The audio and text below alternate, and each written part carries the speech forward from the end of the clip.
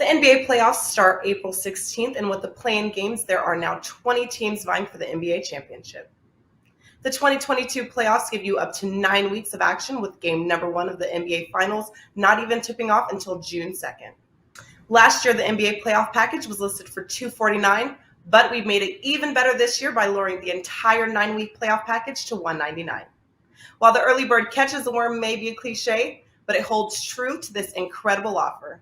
The first 99 customers can use the coupon code FIRST99 and save an additional $50 off the playoff package, dropping the price down to $149. That's right, 9 weeks of NBA action for $149. That's under $17 per week. Act fast to use code FIRST99, as only the first 99 customers can use this code.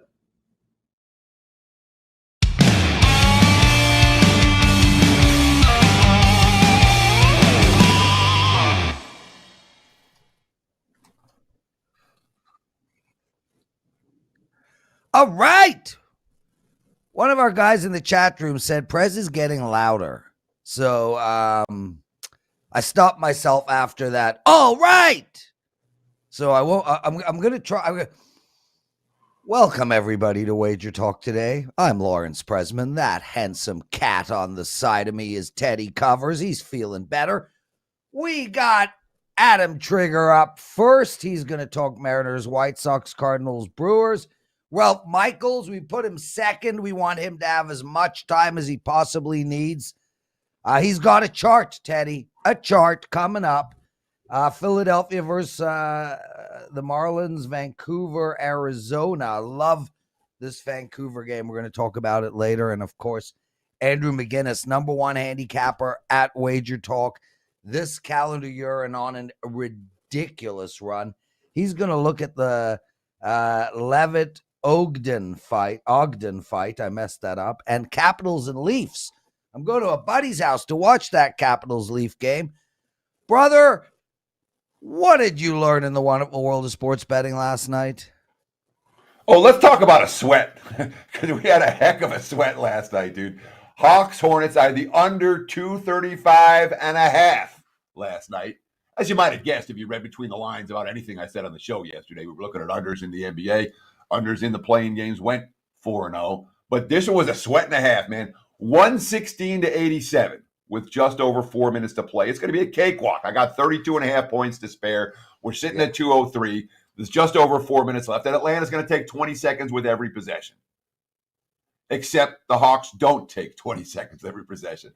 All hell breaks loose. Goes like this. Bucket, bucket, bucket, three-pointer bucket with the and one. And that's just in less than a minute. There's still 3 minutes left in the game. The Hawks pull their starters. And then they pull their normal reserves. It's the end of the bench guys now. So these guys aren't dribbling out with a 30-point lead. They're taking advantage of rare playing time. Bucket, three-pointer. Meanwhile, a totally unique scenario. We got third stringers in the game for Atlanta. Borrego kept his starters in. The Hornets still have their starters in. They're pressing down 30. They get free throws on back-to-back possessions, taking the ball in the hole every basket. Bakes makes. Then the 7-footer, Georgie Deng hits the three. And 4 seconds later on the other end, Terry Rozier hits one. And there's still $1.19 to play, and now we're at 232, and I'm dead. Gone from huge favorite to huge dog. And then a turnover, finally, and a miss, finally, and a shot clock violation. And then LaMelo Ball gets the ball in the last possession. He takes it to the hole. They're going to get the basket. But Deng comes in with a huge block. Saves the under after nearly killing it with the three. Look, that scenario never happens in the regular season. It's really hard to put your head around it, even in a postseason game. It wouldn't happen in the final game of a 7-game series or a 4-game sweep. Too exhausted. But a blowout in the 9-10 playing game created a real roll of the dice for the total because of that unique nuance. Welcome to playoff basketball. Every half point matters. Under 235.5 wins by the hook. Prez, never in doubt. And oh, by the way, the books got buried on that game. Side and total. It happens. How about you, Prez? What did you learn last night? Teddy, I watched the same game as you did. Vivian's a parlay machine. I keep telling her to stop doing it. She doesn't listen. She makes her 3-team parlays every night. She's completely degenerate. That under closed off a 3-team parlay for her. 2.5 minutes to go. I'm like, you got it in the bag. I gave her a high five. We were figuring out what to do with the money. And then we went through the same exact emotions that you did. And I mean, it was the last 40, 50 seconds of that game was insane because there was actually 2 free basket attempts by Charlotte. 2, not 1. 2. 1 was blocked and 1 was just outright a missed layup or something, a finger roll or whatever. I started watching Winning Time last night, Teddy. The Lakers dynasty story. Freaking spectacular. It is unbelievably good. But more importantly, Pink Floyd released a new song. Did you hear it? I haven't heard the song, but they've certainly gotten plenty of press for it. Yeah. I mean, exactly. I prefer to listen to singers who don't sing in a language I don't know. I'm not going to pick which language, just any. I like to understand the lyrics. It wasn't that great. I mean, if that's the song that this up and coming generation is going to know Pink Floyd by, I feel bad for Pink Floyd. Anyway, Adam Trigger joining us. Ad, what do you know about Pink Floyd? I mean, I know you're about, you're in your 30s, so there's a chance. There's a chance. Pink Floyd fan. God. Not much for me. That's about and get him up the show. Get as long as it doesn't say which one's pink. Okay. Yeah. So your dad is a fan and you don't like them. It's not that I don't like them. They were just I just didn't grow up listening to that really, but my high school had a really cool mural of The Wall, like the album cover on it. They since painted over it, but there was a really cool like mural in my high school, which was all like 70s album covers. It's gone now, but I just remember that being like one of the center pieces. Yeah, one of our listeners, Big Daddy, always with us, Love Avenue. He writes, Pink Floyd is, and then he has a bucket. Really nice looking bucket. So I'm going with Pink Floyd is the best bucket in the world. Yes! I think he meant it was a garbage bin, but we're going with a bucket. We're not going with a garbage bin. Listen, we got Nirvana, Pearl Jam, Soundgarden fans. I'm with you there, boys. Let's get into it, man. Mariners versus White Sox. I had a great night last night. I won both my hockey games, and I won my baseball game on the White Sox. It was a bit of a sweat, but they did get it done. What do you think is going to happen tonight? Well, Prez, I'm off to a great start in baseball, but I took a loss in that game last night. I had the Mariners. Just to go back to last night's game for a second, Robbie Ray kind of got into the he reverted back to Arizona Robbie Ray, where he faces a little adversity and like doesn't know what to do. A little bit of rain in the second inning, and he completely just imploded, gave up 4 runs. And then I felt like the Mariners should have went to their bullpen. But he was on a low pitch count. He comes up and he gives up 2 homers that really gave the White Sox the cushion they needed to see that game out. As you said, a little bit of a sweat at the end. Ends up a 6-4 final. I'm going to come back with the Mariners today. I think it's actually a better spot for them. So Lucas Giolito's on the DL, which means they're going to go with Jimmy Lambert making the spot start. He was up in 2020, got hurt. And then last year, I want to say he made a couple starts toward the end of the year. I have him written down here as 6 appearances. Not very good, not great numbers. And wasn't great as a starter. I don't know that he's a major league guy. I usually don't like to fade minor league guys that come up to make a spot start because the other team typically hasn't seen him. But in this case, I don't know that he's going to go particularly deep. And the White Sox have really kind of burned up their high leverage relievers the last 2 nights. Used Hendricks both nights to get a save, and they've kind of they've been able to get out of 2 close games. Mariners 4 losses in a row, so they kind of need this one. And Logan Gilbert, guys, is an absolute stud. I made money on Gilbert last year. He's a first round pick from 2018 for the Mariners.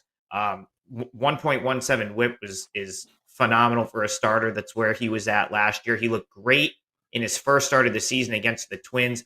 He's a guy that I think could be a front end of the rotation guy sooner than later in his career, especially pitching up in that ballpark in Seattle. But here on the road, the White Sox, he made a start against them last season. Only pitched 2 innings. He was good. I want to say he got pulled out of the game for one reason or another. So they haven't seen him. I think the Mariners have the better pitcher. The Mariners have their better relievers available, and they need to snap this 4-game losing streak. You might see a couple White Sox regulars get a day off. So Mariners, I gave it out at -105. I think you're at -115, -120 now. I still like it. I like Seattle to take the series finale in Chicago this afternoon. So what I like to focus on early, and this is, it doesn't hold through, maybe another week or so. But early on, I like to focus for my MLB handicapping on lineups that are hitting versus lineups that aren't. And Seattle's just not hitting. They scored 4 or less in every game this season, while Chicago has, the bats have been rolling 5 or more, 3 of their last 4, and winning all of those ball games. Does it concern you here, even with the better pitcher on the hill, that you got one lineup that's taking care of business and one lineup that's coming away with a lot of empty at-bats right now? It doesn't, Teddy, because the Mariners didn't hit at all last year at any point. I mean, they had the worst average of any team in the league, and they still managed to win 90 games. So their sort of MO, they weren't a team that hit at any point last year. They seem to always get the clutch hit, which would concern me a little bit for the outlook of, is Seattle going to repeat what they did last season? But in this spot, I think they can scrape a couple runs, and I like the matchup with Gilbert. I'm hoping Lambert comes up and implodes, but even if he doesn't, the Mariners had some good at-bats last night. They play good small ball. I noticed that again in last night's game. I want to say it was the 5th inning. They're down 4-1. They're one of the few teams that seems like they're still willing to manufacture runs in a day and age where that doesn't tend to happen as much anymore. So I think the Mariners will do enough offensively here. And I just like how the pitching lines up with Gilbert to some of the better relievers. And this is a 4% play for me. I said I was going to give a 4%er out on the show today. And Mariners is a 4% best bet, client bet for me. I just like them in this spot. I think they snapped the skid. And I think the White Sox won the lineups. I haven't seen the lineups yet. I gave this out this morning. I wouldn't be surprised if they rest a couple guys in the series day game finale here. Adam Trigger, awesome stuff. We love when our guests come on and give out their client plays. Teddy, you know what we're doing right now? We're ticking away the moments that make up a dull day. We're looking at the 2 White Sox who are not going to be in the starting lineup today. There'll be Josh Harrison, not going to play, and Eloy Jimenez isn't going to play as well. He's downgraded, not expected to be in the starting lineup today. That's what I see for the White Sox so far in terms of injury info. It's probably the reason it's moved. Adam, no 30 seconds best sums up WagerTalk Today than those. I'm singing Pink Floyd lyrics, and Teddy's actually giving out actionable information, all at the exact same time. Brother, Wainwright versus Woodruff, St. Louis against Milwaukee. -140 for the home Brew Crew, and 8 is the total. How do we bet this game? So I'm looking at the Brewers here. It's not going to make my client card, probably more so for the price of -140, but I still think if you're going to bet this game, you have to look at Milwaukee. You have to look at Brandon Woodruff. Listen, he got blown up against the Cubs, which I don't. It's first start of the season, a team that's seen him a ton. So I'm not going to put like a huge, stock into him getting killed and thinking that's going to happen again. We kind of saw it with Corbin Burns yesterday. He got crushed by the Cubs, came out, pitched much better the next time out. St. Louis was a play against team coming into the season for me in terms of kind of like their season win total under. I felt like they didn't really improve in the offseason. And they're 3-1, but they beat up on the Royals and the Pirates so far. So Milwaukee, they've been absolutely dreadful against left-handed pitching so far this year. And that, is kind of what happened in the Baltimore series. They faced a lefty in the first game, which I hit a best bet on. And then yesterday they had to face John Means, who's one of the more up-and-coming lefties in the game. And they still found a way to win that game, which is something, absolutely without a doubt. The Brewers have not played well to this point in the season, but they've managed to sort of grind out 3-3. And I just look at them on the whole. This is a team that's probably going to run away with the NL Central this year, in my opinion, at least. Their pitching, top to bottom, is as good as you're going to find in the league. Woodruff had a whip under 1 last year. The guy's a stud. I'm just not gonna buy in too much to him getting hit around in his debut, first start of the season. And the Brewers bullpen is elite. So in this scenario, Wainwright, I know he's kind of had a resurgence the last 3 years, but in my opinion, that's got to stop at some point, because the prior 3 years, he was like a 5 ERA guy. I think he benefited from the short 2020 season. So I still have Wainwright as a fade. I still think Woodruff is one of the best pitchers in the National League. And I'm getting Woodruff here at minus 140 with what I consider to be the better bullpen. And the Brewers, while they've struggled to hit the ball, they've hit righties better. So I add all that up, and I think the Brewers minus 140 is a pretty good bet for this game. Well, I put up a free play on the other side of that game, looking at the St. Louis side. And my argument was very comparable to what we talked about in the first game. We have a Cards team that's hitting, and we have a Brewers team that isn't hitting. And both teams have rested bullpens for tonight. St. Louis coming off that rain delay, or that rain out against KC yesterday. So it's a Cards team where Wainwright's got a decent track record against the Brewers. They're hitting, and their bullpen's rested. Do any of those factors concern you here? Well, Teddy, they do, and that's probably ultimately why it's not going to make my client card, because there's a concern in general, in my opinion, with the Brewers. Now, I'm going to continue to look for a buy sign for the Brewers, because I think you're going to see this team take off at some point. So the way I kind of looked at it, and I probably, I on the first pitch show yesterday, I said, well, you're kind of getting Garrett Cole at a bargain. Yankees were my best bet for the show. Didn't get there. You weren't. And but anyway, listen, same thing here. It's maybe I feel like I'm getting Woodruff at a good price, but there is a concern when it comes to how the Brewers have played. I guess for me, what sells me here in this game, I look at the splits. I see Brewers against a right-handed pitcher, and I think there's a discrepancy in the bullpens. I have the Brewers with a superior bullpen to the Cardinals. So if I had to bet this game, I would absolutely be on the Brewers. That's the only way I would play it. Adam Trigger, everyone, exclusive handicapper at WagerTalk.com, and a guy who did not listen to the show yesterday. Narrative's an interesting thing. You think you got Garrett Cole at a deal yesterday? I'm telling you, anytime the Blue Jays are a dog, it's a bet. Today, the Blue Jays are a dog. Guess what? It's a bet. You get the Blue Jays with a plus sign in front of them. You bet the Blue Jays. Do it all year. You'll make money. Brother, what do you got to promote? Yeah, so I'm going to have Korean baseball up soon. Had a winner in that this morning with the KT Wiz. We're going to do a USFL football show later today. So keep on the lookout for that. Wow. We'll have plays for this weekend.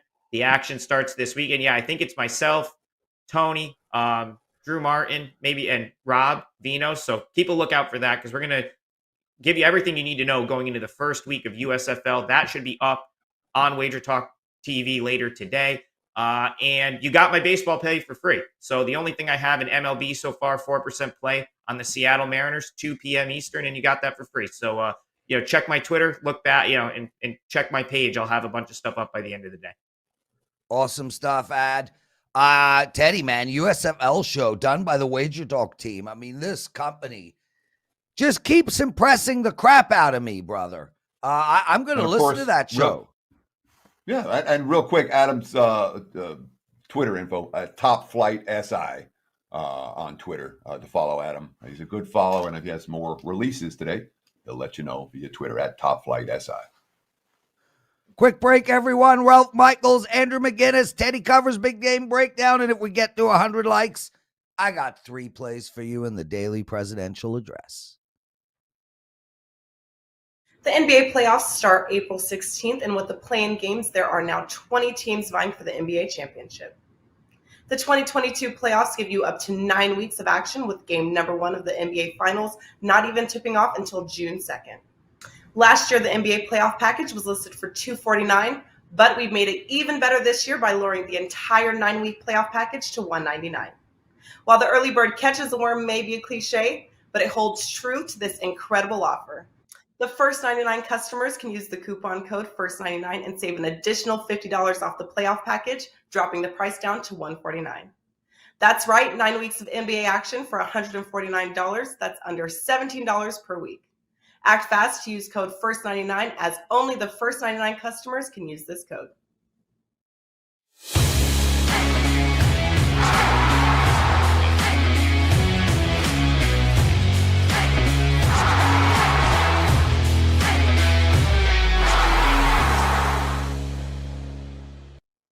It is time for today's big game breakdown. Let's talk MLB for this evening. The Kansas City Royals and the Detroit Tigers. Look at the WagerTalk live odds screen.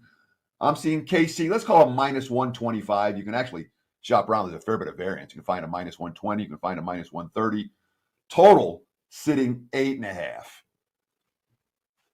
Got two pretty good pitchers on the hill, certainly starting pitchers. Casey Mize for Detroit. He was a number 1 overall pick, found in 2018.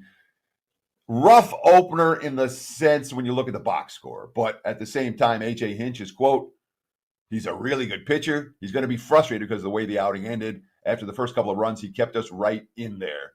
Allowed 4 runs, 7 hits, only 2 strikeouts, pitched into the 6th in his debut, but he got pulled after giving up a 2-run homer in that 6th inning. I think Mize is primed to have a better outing today.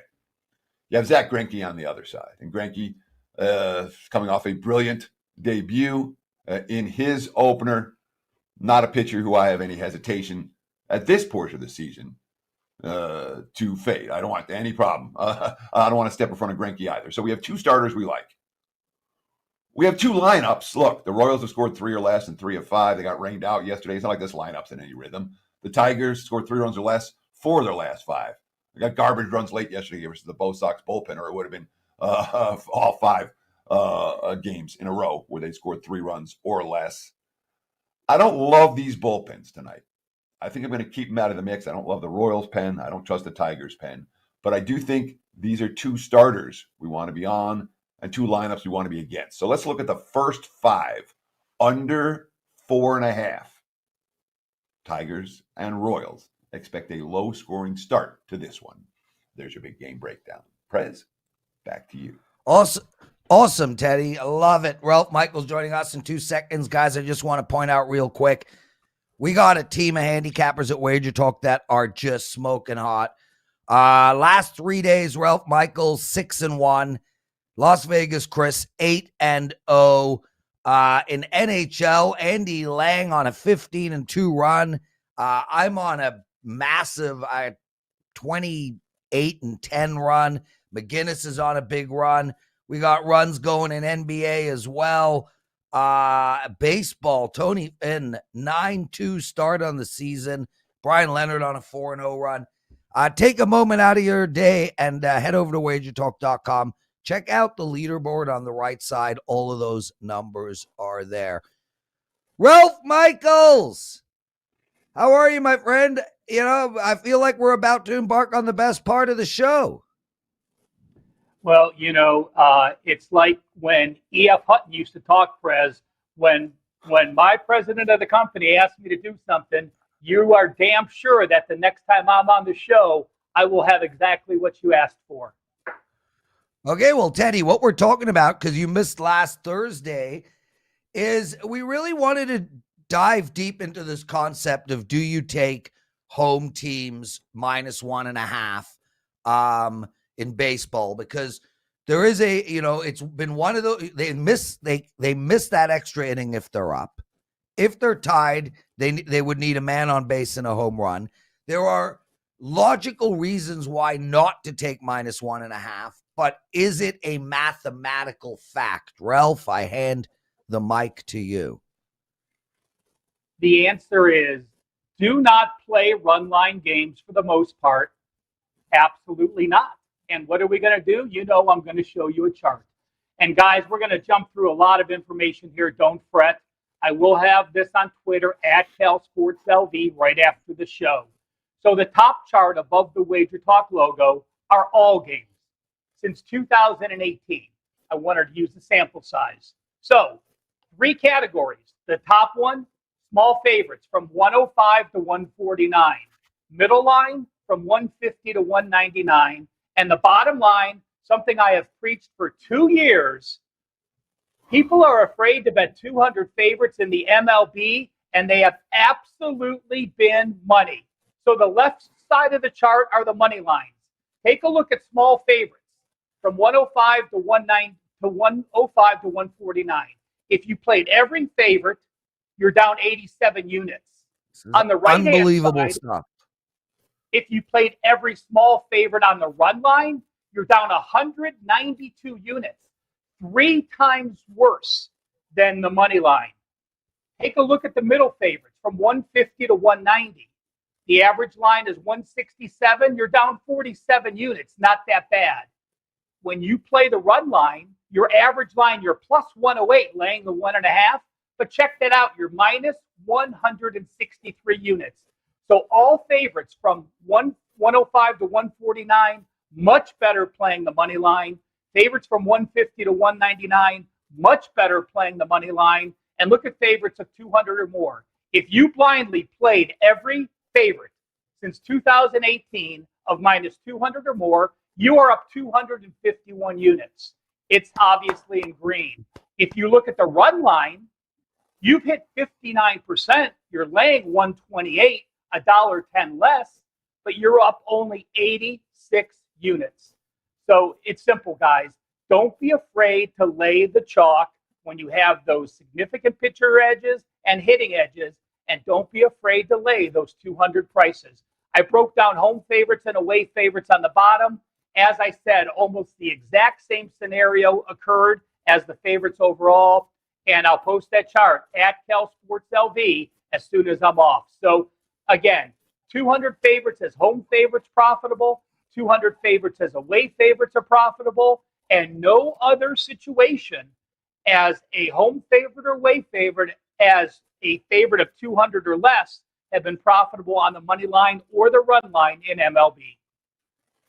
That's an important chart, Ralph. And that's a chart I hope you tweeted out. I hope, I know they're going to clip this, and I hope you tweet out the clip of that particular part of your segment, because that, in my mind, is really important information, what you just gave out. Basically, in the aggregate, in the big picture, hard to make money with run lines, and you're much better off laying the price. And this is something that Brian Leonard's been talking a lot about. And I've been paying attention to what Brian's been saying on this topic, because he talks about it in hockey, puck line versus run line. He's like, he's someone who's been much more willing to lay bigger prices to ask teams to win, as opposed to trying to cut that price and ask a team to win by margin. And this chart that you just put out kind of shows that is the way to do it, circa 2022. Ralph, what do you got for me, man? You're waving the pen.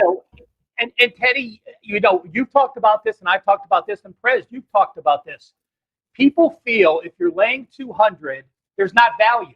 Well, how can a handicapper give out a 200 play? Well, I don't do it often, but there's times. Remember, Vegas only wants to put a number where they're getting equal action. Well, they know Joe Public's very unlikely to bet 200 favorites. So there's oftentimes a team may be laying 200 or 210 in both the NHL and MLB, where they might be a 280 or 290 favorite when you're breaking down the game and making your own lines. So again, don't fall in the trap. Just because you have a favorite of 200 or more, there is not value on that team. And that couldn't be further from the truth. Ralph, I mean, this chart, this is one of the best pieces you've ever come on the show with. And the worst piece you've ever come on is still high level. This chart's unbelievable. Unbelievable stuff.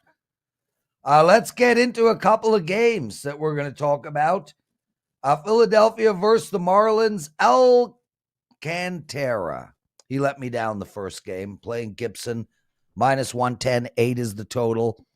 How should we? Let me guess. Don't take any of these teams on the run line. Well, yeah, the games basically pick them, so we won't worry I know. about that. But you know what? In my ear, it just keeps ringing over and over. There's a very smart man that told me early in the season, when you have an MLB team that's hot hitting, I like to play them versus teams that aren't hot hitting. So, for some reason, that thought keeps sticking in my head. And this is a situation where, Alcantara is a better pitcher than Gibson, no question. Normally, if I have Miami in a pick'em situation, Alcantara, a 2.41 ERA at home in 16 starts left, I normally look to take that team. But early, Gibson, 10 Ks in 7 innings. When a pitcher starts out striking out players early, I like playing on them for a few weeks. Alcantara, 3 innings, 5 walks. Very unlikely. Yes, he's going to return to his norm, but I'm not going to play him in this situation. We've talked about the hits. You look at what Miami has done; they've really struggled at the bats. And while Gibson and his team have lost back-to-back games, they put up 6 runs and 5 runs in 2 of those 3 losses. So I am going to back Gibson here and fade Alcantara in a situation I would normally play him. Yeah, I'm with you 100% in theory on this game, Ralph. And this speaks volumes about the MLB betting marketplace. All right, this game in particular, and I want to point this out. The Phillies may or may not be World Series contenders. They're certainly contenders in the NL. Okay, they're not. They're a playoff contending team. Whether they end up overachieving or not, Philly's decent. Miami's expected to be the last place team, rebuilding, all of that. And yet, because of the perceived pitching matchup, you see the much weaker team in a pick'em range as short home favorites. In general, Ralph, are you looking to back the good teams against the bad teams in these pick'em price ranges, even if you may have a perceived pitching disadvantage in that game? Well, again, Teddy, I think the wrong thing to do. It's exactly what you said. Look at what teams are doing. Look at what teams have, and do not worry about what those teams and pitchers did last year. Yeah, there's a few teams, few guys that pitch great year in and year out, but you're going to have some regression. Those players, those teams are now more comfortable with these pitchers, and you see a lot more of them. I'd much rather take in April, take current form of a pitcher and not worry about what their stats were for the past few years. Again, this is such a unique season. Without the pitchers and catchers reporting earlier than they normally do, we have much less work than you do. Hell, we saw Clayton Kershaw get fooled last night. Perfect game, 7 innings with only 80 pitches.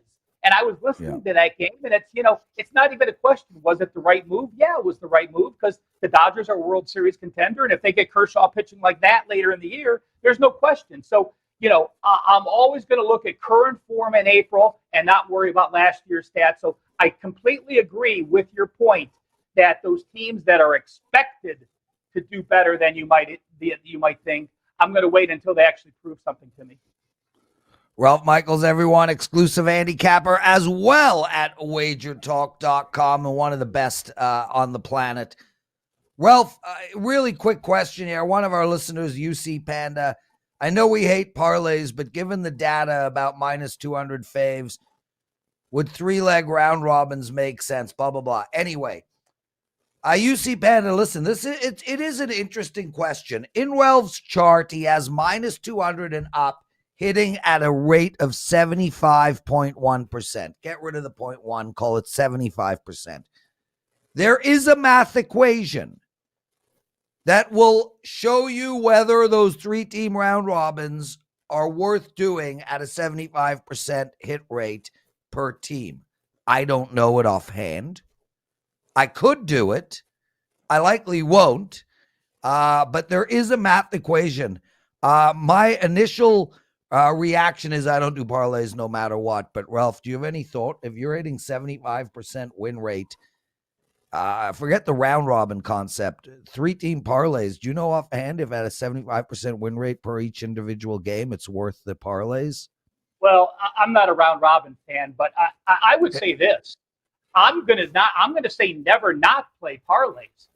Don't play 2-team parlays where you're getting 2.4 or 2.5 when those odds are 4.1. You're losing money. But when you're taking money line teams at a higher price and you want to parlay them together, the Vegas vig is much less than those. So again, I'm not saying never. When you have those big favorites and you want to parlay two big NHL favorites or two big MLB favorites, I have been known to do that. It's don't parlay two teams that you want to bet where you're losing 40% of the value. Again, winning two, the odds of winning one game is 2-1. The odds of winning two games are 4-1. When your parlay is paying at 2.4 or 2.5-1, you don't want to bet those even money teams in a parlay. But the bigger odds, I have done that. And again, there's parlay calculators if you just Google it that can help you figure out those numbers. But I don't have those because I'm not a round robin fan. And if you spend some time playing around with the parlay calculators, you'll see that once you start putting the big favorites in there, and again, we're talking about $2 and higher, so we're talking about $3 favorites and $3.50 favorites and $4 favorites all included in this list. And once you start putting those, minus 250s and minus 300s in your parlay, you'll be shocked at how little it adds to the return. I don't like playing favorites in parlay fashion. I like playing underdogs in parlay fashion. That's how you maximize your ROI. They don't cash very often, but when they cash, you hit a score. When you're betting favorites in the money line, when you cash, you're like, whew, and you have a little bit. Not my MO. So it's not a betting style I would recommend. Lawrence? Ralph, Vancouver, let's turn to hockey. Vancouver tonight, they're playing Arizona. A really interesting game because the spot normally would not favor Vancouver. They just came off an absolute must-win monster game against Vegas. Now they're playing Arizona, a team that has bit in this spot already this year. Go back a month. I'm taking Arizona in this. Now where we sit, I think Arizona is tanking, bro. I think Arizona will maybe win one more game this season. They are right there with Montreal for a shot at that first draft pick in the lottery. I like Vancouver a lot. I know minus 272. I'll take a minus 1.5. You have got a minus 1.5 bet here too, I think. You're going with Vancouver or Arizona on the plus? Oh, there's no way in hell I'm betting Arizona. And guys, there are times at the end of the season, Prez, you said it, if they're tanking or not, you just want to fade a team. Arizona 2-11 their last 13. They're 1-6 their last 7 road games. In those 6 losses, they've been outscored 23-6. 8 goals in their last 6 games overall. You have a Vancouver team, and yes, they're off the VJK win, but they're 2 games out of the 8th spot in the playoffs. And, when you look at hockeyviz.com, they give them a 5.6% chance to make the playoffs. So it's a complete long shot, but they still have hope. They talked about, hey, the Capitals won 11 of their 12, when they went on their run, and it's doable. 8 games left in the season, 4 straight wins. You're fighting for that wild card spot. You have an offense that your last 4 wins, a 15-8 margin. Yes, the VJK is a situation where you think it might be a letdown, but this team, I believe, has all the right makings against a team dead in the water. I actually split my bet. I did a regulation play at minus 200 and the other half laying the 1.5 at minus 115. So again, using both of those situations, fading Arizona the rest of the year might be something I continue to do. Yeah, I love it, Ralph. Guys, Ralph Michaels, clap for Ralph. Outstanding segment. You're going to be on WagerTalk Today twice a week, every couple of weeks. So we're going to be getting more Ralph Michaels. We renegotiated his contract. Ralph, stay out of the sun. Hey, number 1 at WagerTalk, NBA win percentage this year. Number 1 at WagerTalk, NHL win percentage. Both NBA and NHL, number 1 out of every handicapper in win percentage. NHL run 9-1 the last 10. And listen to this, 37-14, 73%. NBA, 47-25, 65% on the season. I'm very particular. I don't do a lot of volume in either sport, but situational betting in both of those sports have led to great seasons. Remember, NBA playoffs, Save $50. Pay only $149 with the code FIRST99. Only the first 99 people get that $50 discount and get the entire 8-week NBA playoffs for $149. That finger was for Teddy, Ralph, not you. Bit of background conversation. Ralph Michaels, unbelievable segment. Teddy, we are learning so much, dude. I mean, you come on the show, you're like, take the unders in the NBA, all forehead. Ralph shows up with a chart from the gods.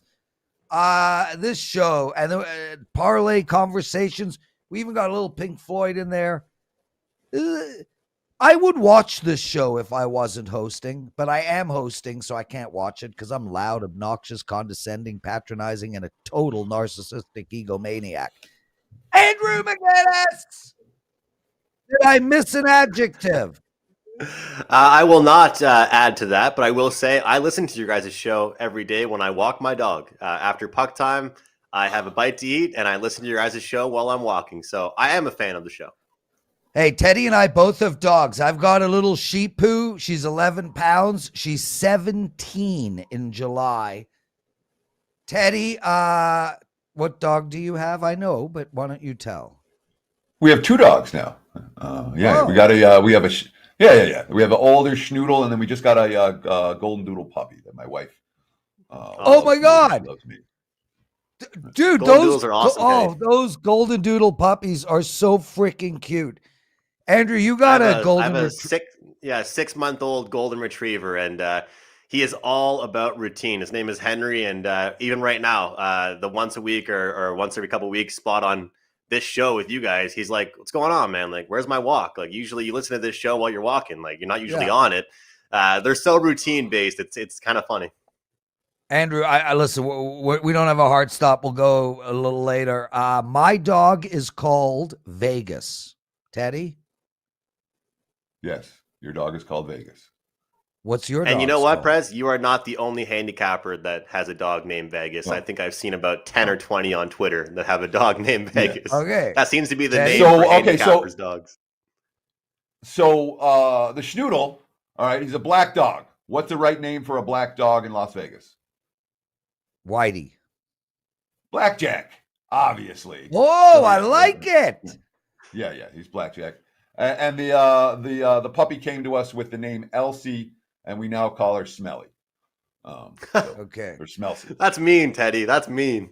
That's what And you, McGinnis, what's your dog's name? Schmelcy, instead of Elsie. What's your dog's name, McGinnis? Henry. I just said a second ago. Henry, yeah. Well, My girlfriend likes Henry. human names for dogs, and I wasn't really a huge fan of that at first, so I got to pick the name. Okay. UFC, brother. Jordan Leavitt. I did not say that right. Versus Trey Ogden. I'm not paying any attention to the UFC right now, so regale us. How do we bet this play? Yeah, so I thought this was a good one to use as kind of a free play here. This to me is experience versus inexperience, and the odds just aren't really what they should be. I think the odds should actually be flipped here with this one. We have Ogden making his UFC debut here. Levitt with 3 fights in the UFC already. And I just think that anything that Ogden tries to throw at him, I think Levitt will be able to defend and kind of control things himself. I think he has, great takedown defense, but he's also great on his feet. His striking is awesome. He's great in the clinch. And, looking at a guy with a winning record inside the octagon with the experience against the guy coming in, trying to impress, trying to, make a name for himself. But, he's a submission type guy. And to me, it's just not a good matchup for Ogden against a guy here. So I'm going to look at this one, guys, and I'm going to take the dog because everything tells me that we're going to see great takedown defense and we're going to see a frustrated Ogden in this one. And if that's the case, Levitt's going to have some success and I think quite easily. So I think it's like Teddy always says sometimes, wrong team favored, wrong fighter favored for me here. I'm on Levitt to win this one. Like Teddy always says sometimes, Ogden has 3 straight submission victories. Are you worried at all about the grappling ability of Levitt in this one? Yeah, I guess that didn't sound too smart. Like Teddy always says sometimes. Not my best moment there. But I am really not concerned about that because we, of course, have Levitt off a submission victory. He's capable of doing that himself. And like I just said, he has great submission defense, great takedown defense. He's known for that too. He's a great striker, but he's also known for that. So like I mentioned, Teddy, it's great takedown defense. It's not a good matchup for Ogden. I think it's a great spot here for Levitt. And, for a guy making his debut, you'd think they'd kind of pick somebody that maybe he could have a better mismatch against, but I don't think this is the circumstance here. Andrew McInnis, Teddy covers. Jim Turner, one of our listeners, his dog poops a lot, calls his dog craps. Now, I'm guessing that's a joke, but that isn't. If I have another dog, I'm calling that dog craps. That is the best freaking name I've ever heard in my life for a dog. I freaking love it. Nicely done. Nicely done. Andrew, I'm going to a buddy's house tonight. A whole lot of us are getting together to watch the Capitals and the Leafs. You got to pick for us on the total. Go. I'm going to look at the over here, and it's quite common to look at the over in Maple Leaf games, especially after games that have gone under for them. And also, as we talked about last night through text message, Prez, games go over and they do very well after they play the Buffalo Sabres. Of course, Carmen and I had our fun with you on the Wednesday Puck Time episode talking about the Leafs losing to the Sabres, but it really doesn't matter. What I'm concerned about in this spot is how they have bounced back after they've lost in spots like that. The Maple Leafs lost to the Sabres back on March 13th. The next game, they won 4-0 against the Dallas Stars. They lost 5-1 to the Sabres back on March 2nd. The next game, it was a high-scoring affair, 6-4 against the Vancouver Canucks. When I look at the Washington Capitals right now, I see a team that I don't trust defensively either. But they've gotten their act together. They've strung several wins together, but all of that while having high-scoring contests. And, when I look at these two teams, goaltending, I'm still not sure if I trust either team in that way. And I see it as a high-scoring game. Both teams also have great power plays, which is something you always have to look for when betting an over in the NHL. And just a quick note here as well, guys. The 6.5s used to be kind of a rare thing, something you didn't want to always take overs with. But it's kind of like we say in the NFL, NBA as well.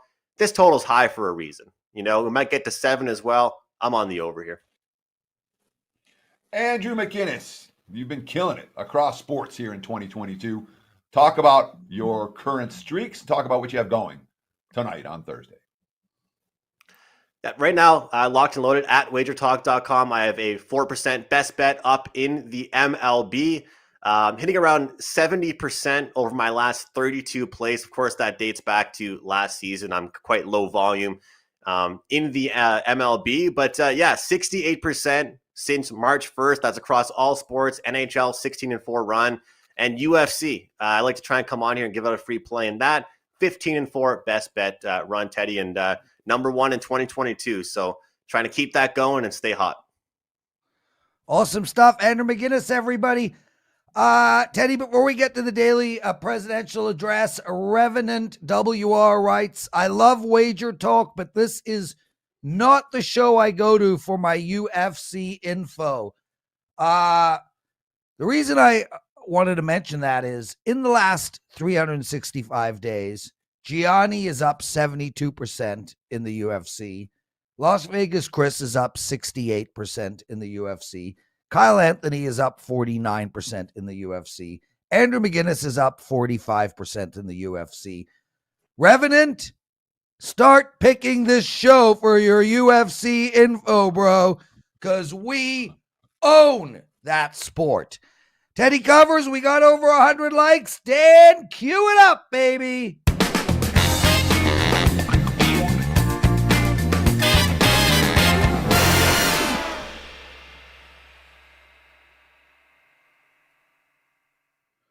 All right, everybody, it's me, Lawrence Presman, WagerTalk.com. If you guys missed Wager Talk today, what a show. Ralph Michaels put up a chart looking at whether you should bet run lines in baseball. It is probably the best chart we've ever had on the show. So if you're seeing this on Twitter, go back, go to our YouTube channel, watch Wager Talk today. We also had Adam Trigger on, and Andrew McInnis. And Andrew McInnis is just on freaking fire right now. I won both my NHL plays last night. I'm on an 11-4 and 36-15 run. 36-15 run is unbelievable. I have one NHL play and one baseball play up tonight. I am positive units in baseball on the season as well, so please check that out. Had a crappy day in my free pick presidential address yesterday. My apologies. It's going to happen. However, we still are on an 8-1 NHL run in these videos. 3 NHL plays for you guys tonight. We spoke about Vancouver. Ralph came on, took that game apart in great detail. I like Vancouver -1.5 tonight. I think we got a 4-0, 5-1 game written all over it. I also like Nashville and Edmonton to go over the total of 6 goals tonight. Nashville put up over 40 shots last game and got zilch. They scored finally in overtime. I think they're going to go off tonight. Edmonton is not a good defensive team, and obviously Edmonton's got the scoring power, take over the total. And I like St. Louis in regulation at around -120. That's it for me. The show went long. My apologies. Teddy, I don't know what I'm eating yet today, so take us home. No problem. Happy to do that. We want to thank Adam Trigger, Ralph Michaels, and Andrew McInnis for joining us.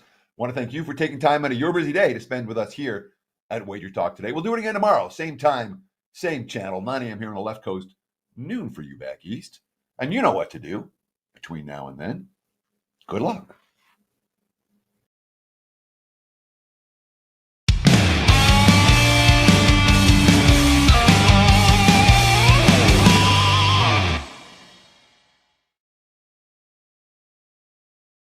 The NBA playoffs start April 16th, and with the play-in games, there are now 20 teams vying for the NBA championship. The 2022 playoffs give you up to 9 weeks of action, with game number 1 of the NBA Finals not even tipping off until June 2nd. Last year, the NBA playoff package was listed for $249, but we've made it even better this year by lowering the entire 9-week playoff package to $199. While the early bird catches the worm may be a cliche, but it holds true to this incredible offer. The first 99 customers can use the coupon code FIRST99 and save an additional $50 off the playoff package, dropping the price down to $149. That's right, 9 weeks of NBA action for $149. That's under $17 per week. Act fast to use code FIRST99, as only the first 99 customers can use this code.